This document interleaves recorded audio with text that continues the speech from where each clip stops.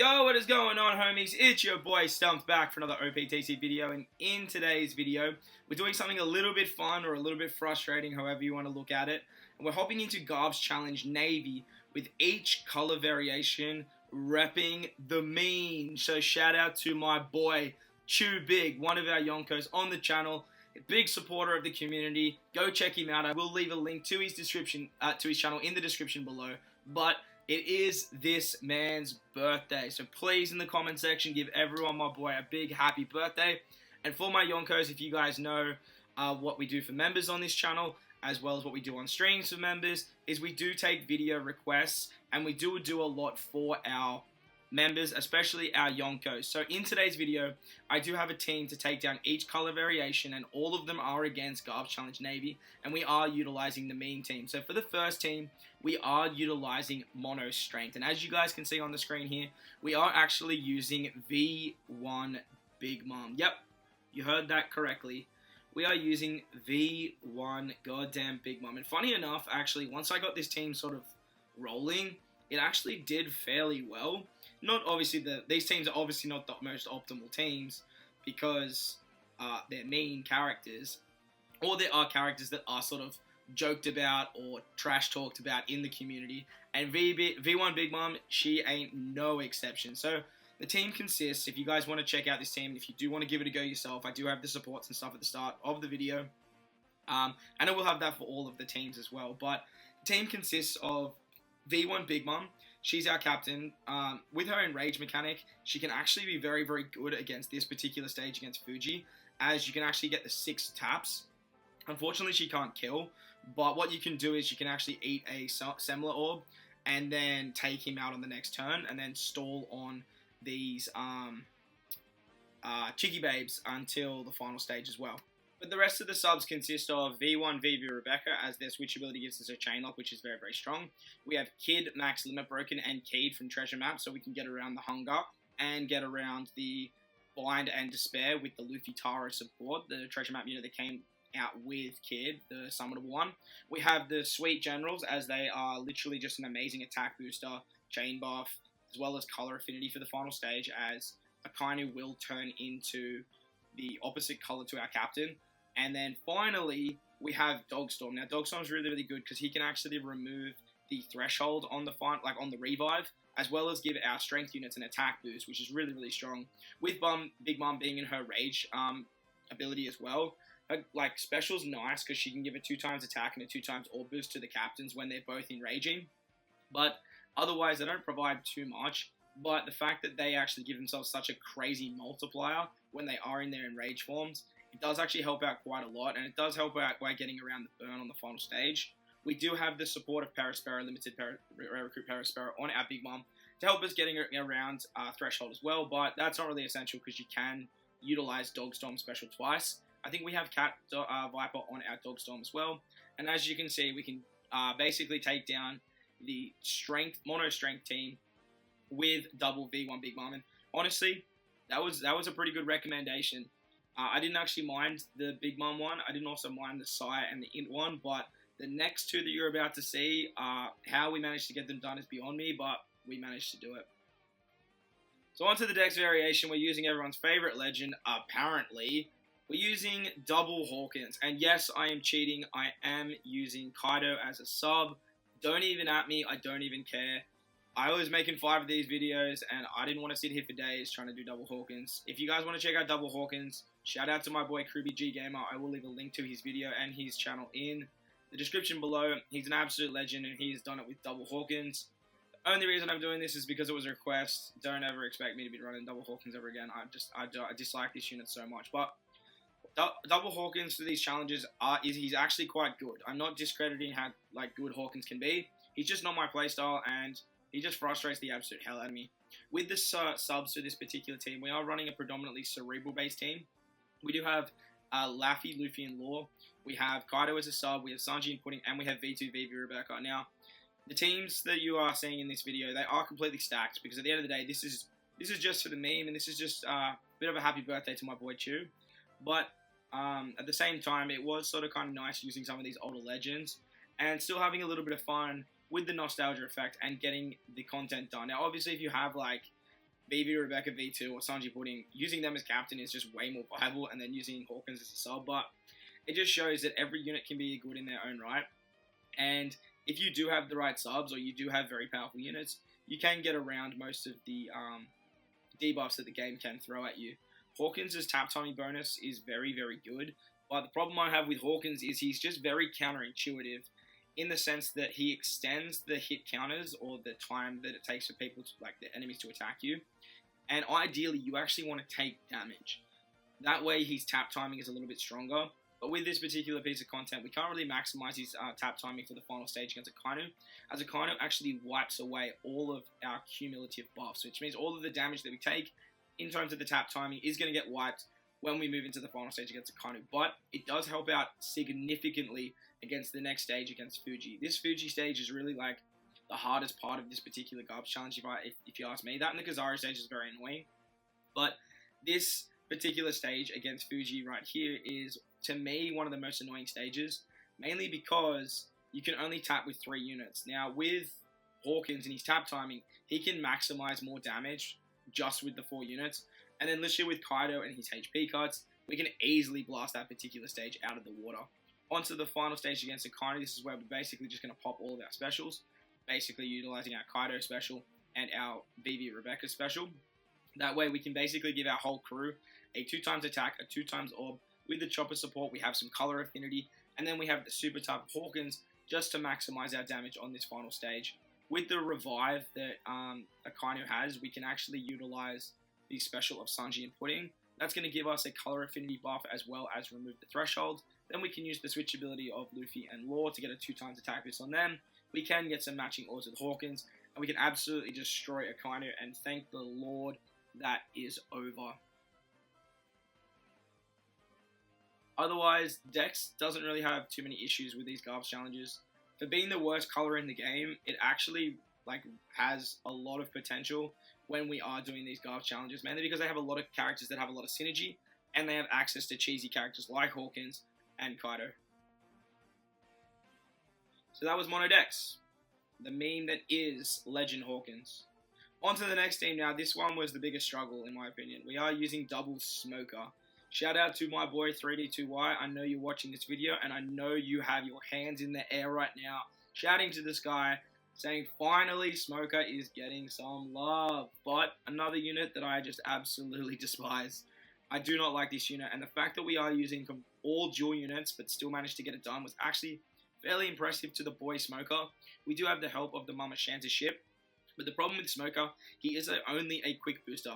So, the thing that I can give Hawkins is he is a rainbow captain, but with Smoker, bringing dual units that aren't, dual quick units makes it very, very annoying to actually get through, because half the time when you use your switch abilities to get the buffs, you actually don't have the captain ability. So you just got to be very, very careful with your switches. Now, in saying that, Smoker does have a lot of potential with his damage output, very similar to Super Type Sabo. But the two of these units, I don't like using them. And with Quick and with Dex, their supports are very limited unless you have some of these OP legends like Sanji and Pudding, like Shanks' crew, like Vivi Rebecca. Besides those units, they just don't have that much support in terms of just very strong units. But nevertheless, somehow and some way, we actually managed to get this done. And this is one of the most scuffed runs I've ever done on Navy, let alone any Garbs challenge, to be honest. But the boy Smoker still managed to get it done with a ton of help, a lot of help. Especially on this particular stage here against Kizaru, I found it really, really tricky to get through the barriers, mainly because it was harder to hit perfects to start with. We don't have color affinity, and if we try and switch into units that do, we lose our captain ability because we can only boost quick.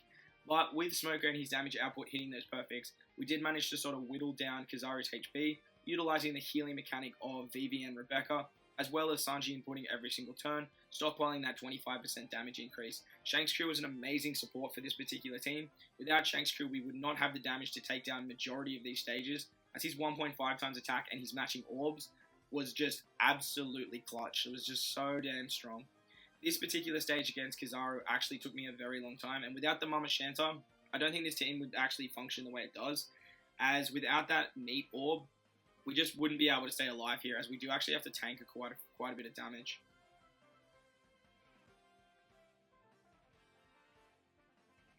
Ideally here, I should have used the super typing of Smoker. That way I could have just maximized a little bit more damage with our quick units, as well as carry over that attack boost that we managed to get. The support of Markno and Shanks' crew is just absolutely amazing for this particular team too. That way we don't have to worry about losing the remove special effects or sound effects debuff, sorry. And we can actually get through that stage a lot easier than it needs to be. Onto the Fuji stage, we are just going to absolutely blast him with a whole bunch of specials. We're going to switch with Shanks' crew for an attack buff. We have the 2.5 times orbs with Luffy and Law, and we have a 3.5 times chainlock, because when we move into the next final stage, we can just basically get enough damage output, as we have enough HP to tank the burn, which is great, and we don't even need to use Smoker to be immune to the burn. This particular run is a prime example of why I just really don't like using Smoker, because we actually have the burn, but I want the 2.5 times attack boost, so I didn't want to use his special before I moved into the final stage against Akainu. Nevertheless, his 2.5 times attack boost is very, very strong. I'm not going to discredit it at all, as the 2.5 times anything in this game at the moment is, besides Roger on Global, is basically the pinnacle. Not a lot of other units will do more besides like maybe Luffy Zora with their 2.75. Obviously Roger with his 3 times attack boost. But as you can see, once we get to the final stage, we have the 2.5 times attack boost from Smoker. We have a 2 times orb boost from Vivi Rebecca. We have basically a full Cerebral Striker team, which means we can do a lot of damage to Akainu. On the revive, once again, we are going to use Sanji and Pudding Special. That way we can remove the Threshold. We can get color affinity to our cerebral units, and then we can say goodbye to Akainu and goodbye to Smoker. That was god awful, and I hope I never, ever, ever, ever have to use Smoker as a captain ever again.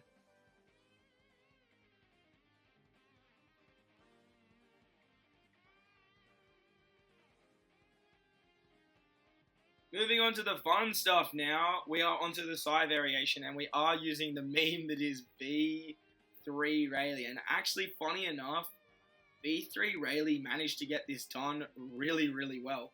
I actually had a lot of fun using B3 Rayleigh, mainly because this content is built around Threshold, and with B3 Rayleigh special, we can actually use his special to get through the Threshold, as well as getting through the barrier. Now, the barrier on the Kizaru stage is so damn annoying that just utilizing the special of Rayleigh means that we can actually bust through the barrier, and we can do a lot of damage. Now, normally with Rayleigh, it's really annoying because we can't use any other specials, but for Garp's challenges, normally you are only using 1 to 2 specials per turn, and provided you are using Rayleigh's special in the right way, you can actually get a lot of damage output and get around a lot of defensive effects. Of the units on this particular team is we do have Shanks' crew once again. That way we can just get some matching orbs, 1.5 times or attack boost pretty much every single turn. We can use his switch ability to guarantee us matching orbs, and his special to guarantee us a 3.5 times chain lock for 3 turns, which is very, very handy. We have Luffy Sanji on this team. They're a very, very good unit with their switch ability removing Blind and Despair, as well as giving us meat orbs if we need it, as well as overheal and a 2.5 times attack boost. We have the Mihawk and Perona dual unit on this particular team too for their negative effect, as well as their healing with their switch ability. They can also use the Kuma support to remove the Despair on the previous turn, as you guys just saw. And then finally, we actually have CatDog, or Neko, and Inu, as they are a cerebral 2-turn booster. Now, with Psy is very privileged, as they have arguably the best ship in the game, in my opinion, which is the Liberal Hind, which means they can actually get a lot of cooldown, which they do this a lot quicker than some of the other meme teams, as well as getting a lot more attack from having a full Psy team. With this particular team too, because we are running all dual units as our subs, I found that dual units were just the best way to go about doing these meme teams, as that way it just gives us a little bit more color variation, as stereotypically the captains that we are using aren't exactly giving us the most damage output. But Neko and Ino were really good because they got color affinity, they can get a carryover effect, they can remove some debuffers with their switch as well, which is awesome, but they're really not that essential for this particular team. Another thing I really wanted to do for these meme teams is I just wanted to basically stack them out with all legends, basically, unless there was a unit like, say, Treasure Map Kid that was just absolutely outstanding for the actual run, or Coliseum Dogstorm. But other than that, I just really wanted to stack it out with legends and just get this meme run over and done with as quickly as possible, as stereotypically they're not that fun. But as you can see, we just torn our way through this particular fight against the Navy. Once we move on to the final stage, we can use one of our Rayleigh specials for a 2x orb, 2x attack boost.